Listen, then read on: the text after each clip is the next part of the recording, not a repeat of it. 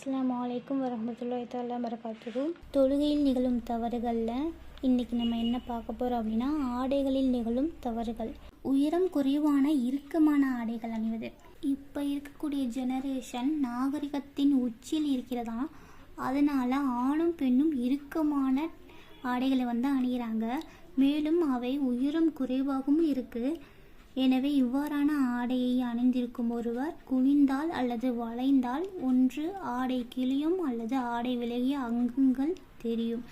இதில் எது நடந்தாலும் மறைக்கப்பட்டிருக்கும் மறை உறுப்புகளோ உடல் உறுப்புகளோ வெளியே தெரியும். எனவே இவ்வாறான ஆடைகளை அணிவதை தவிர்க்க வேண்டும். இன்ஷா அல்லாஹ். நாம் இஸ்லாமிய இளைஞர்களில் சிலர் பேண்ட் ஷர்ட் அணிகிறார்கள். உயரம் குறைவான ஷர்ட் டி-ஷர்ட் அணிந்து தொழ வருகிறார்கள். அவர்கள் ருக்குவில் இருக்கும்போது சட்டை மேலேறி கொள்கிறது, பேண்ட் கீழிறங்கி கொள்கிறது. இதனால் முதுகில் நான்கின் ஒரு பகுதி வெளித்தருகிறது. இவ்வாறே சஜிதாவில் இருக்கும்போது இன்னும் கொஞ்சம் சட்டை மேலேறி கொள்கிறது, பேண்ட் கீழிறங்கி கொள்கிறது. இதனால் முதுகில் மூன்றில் ஒரு பகுதியும் பித்தட்டின் இரு சதை பிடிப்பான பகுதியின் மைய பிளவு வரை தெரிகிறது.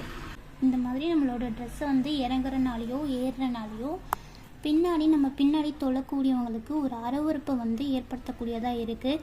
இவ்வாறு தொழும் தொழுகையாளியின் தொழுகை கண்டிப்பாக இறைவனால் ஒப்புக்கொள்ளப்படாது. ஏனென்றால் தொழும் ஆண்கள் தொப்புளில் இருந்து முட்டுக்கால் வரை கண்டிப்பாக ஆடை அணிந்திருக்க வேண்டும். இது குறைந்தபட்ச ஆடையின் அளவுதான். ஆனால் இந்நிபந்தனைக்கு மாற்றாக தொழுபவரின் ஆடை வெளியே தெரிவந்தால் அவரின் தொழுகை கூடாது, அதாவது ஏற்றுக்கொள்ளப்படாது. எனவே உயரம் குறைவான சட்டை அணிந்தும் இறுக்கமான பேண்ட் டி-ஷர்ட் அணிந்தும் தொழாதீர்கள் இன்ஷா அல்லாஹ்.